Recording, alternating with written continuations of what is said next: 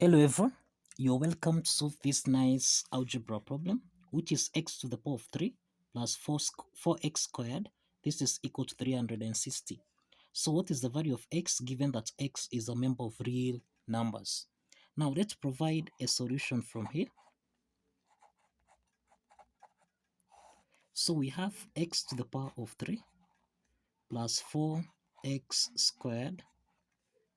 This is equal to 360. So the first step is to take 360 on the left hand side so that we have x to the power of 3 plus 4x to the power of 2 minus 360. This is equal to 0. Now, this is x to the power of 3 plus 4x squared minus 360. This is the same thing as minus 216 minus 144. This is equal to 0. Now we have x to the power of 3, subtract 216, then plus 4x squared minus 144. This is equal to 0. So this is x to the power of 3, subtract 216. This is the same thing as 6 to the power of 3. Then we have plus. Now we have here, this is 4x squared minus 144. So we can factor out 4 so that now 4x squared divided by 4, this is x to the power of 2. Subtract 144 divided by 4. This is minus 36. This is equal to 0. So we have x to the power of 3 minus 6 to the power of 3 plus 4 into the parentheses. This is x to the power of 2 minus 36, which is 6 squared. This is equal to 0. Now, we have got two parts here. The first part is the difference of two cubes expressed as a to the power of 3 minus b to the power of 3. And the second part here, this is the difference of two perfect squares expressed as a squared minus b squared. So we have that a to the power of 3 minus b to the power of 3. This can be expressed as a minus b, a squared plus a times b plus b to the power of 2. Applying this identity, then x to the power of 3 minus 6 to the power of 3. This can be expressed as x minus 6 into the parentheses. This is x squared plus 6x, then plus 6 squared, which is 36. Let's call this the first part. And then we have the second part here. This is the difference of two perfect squares that we express as a squared minus b squared, which is equal to a plus b multiplied by a minus b. So x to the power of 2 subtract 6 to the power of 2. This is equal to x plus 6 multiplied by x minus 6. Let's call this part 2. So let's combine part 1 and 2. And this means we have x minus 6, x to the power of 2 plus 6x plus 36, then plus 4 into the parentheses. This is x plus 6 multiplied by x minus 6. Close the parentheses. This is equal to 0.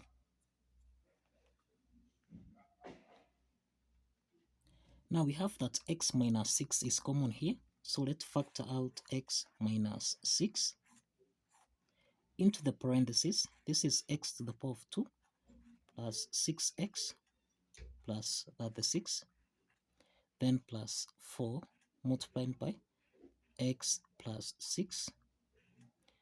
This is equal to 0. So we have x minus 6 into the parentheses. This is x to the power of 2 plus 6x plus 36, then plus 4 times x, this is 4x, then plus 6 times 4, which is 24. Cross the parentheses. this is equal to 0. So this is x, subtract 6. This is x to the power of 2, then plus 6x plus 4x, this is 10x, then plus 36 plus 24, this is equal to 60, this is equal to 0. So we have got two parts here. We have x minus 6, this is equal to 0, and we have x to the power of 2 plus 10x plus 60, this is equal to 0. From the first part here, we have that x is equal to 6. We have x is equal to 6. The second part here, this is a quadratic equation where we have a is equal to 1, b is equal to 10, and c is equal to 60. Now, let's assess the nature of the root of this quadratic equation. And to do this, we are going to determine the discriminant value, which is b to the power of 2 minus 4ac. So this means that the discriminant value is equal to 10 to the power of 2 minus 4 times a, which is 1, then times c, which is 60. So this implies that the discriminant value is equal to 10 squared, which is 100, subtract 60 times 4, which is 240. So this means that the discriminant value is equal to 100 minus 240, which is minus 140, and this is less than 0. And what this means is that we have got two complex roots. We have two complex roots. And in essence of this, that means that there is no real solution that can be obtained from this quadratic equation. And given that x is a member of real numbers, this implies that this quadratic equation therefore is rejected. So we reject this quadratic equation. Now given that x is equal to 6, let's check if this value of x here satisfies the equation. Let's check. Now, if you recall, we have x to the power of 3 plus 4x to the power of 2. This is supposed to give us a value of 360. So, x is 6, so we have 6 to the power of 3 plus 4 multiplied by 6 to the power of 2. This should give us a value of 360. So 6 to the power of 3, this is 216, plus this is 4 multiplied by 36. This should give us a value of 360. So this is 216 plus 4 times 36, which is 144.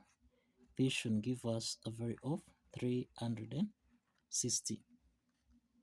So 216 plus 144, this is 360, which is equal to 360.